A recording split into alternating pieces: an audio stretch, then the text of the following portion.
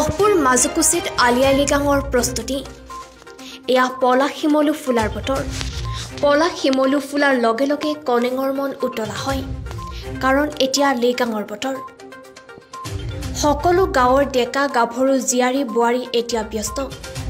অসমৰ দ্বিতীয় সৰ্ববৃহৎ জনগোষ্ঠী মিচিংসকলৰ কৃষিভিত্তিক উৎসৱ আলি আই লৃগাং ফাগুন মাহৰ প্ৰথম বুধবাৰে অসমৰ চুকে কোণে থকা মিচিংসকলে পালন কৰে তেখেতসকলৰ কৃষিভিত্তিক উৎসৱ আলি আই লৃগাং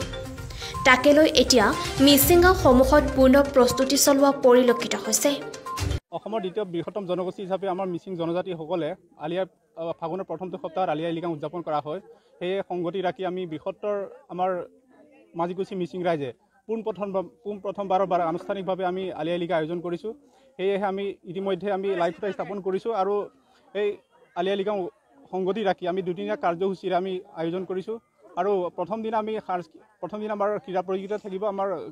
গাঁৱৰ আমাৰ পুৰুষ মহিলাসকল সকলো আই মাতৃসকলে আমাৰ ক্ৰীড়া প্ৰতিযোগিতাত অংশগ্ৰহণ কৰিব আৰু দ্বিতীয়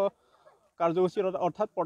প্ৰধান কাৰ্যসূচী দিনাখন আমাৰ থাকিব আমাৰ সাংস্কৃতিক প্ৰতিযোগিতা এই সাংস্কৃতিক প্ৰতিযোগিতাৰ লগতে আমাৰ বিভিন্ন আমাৰ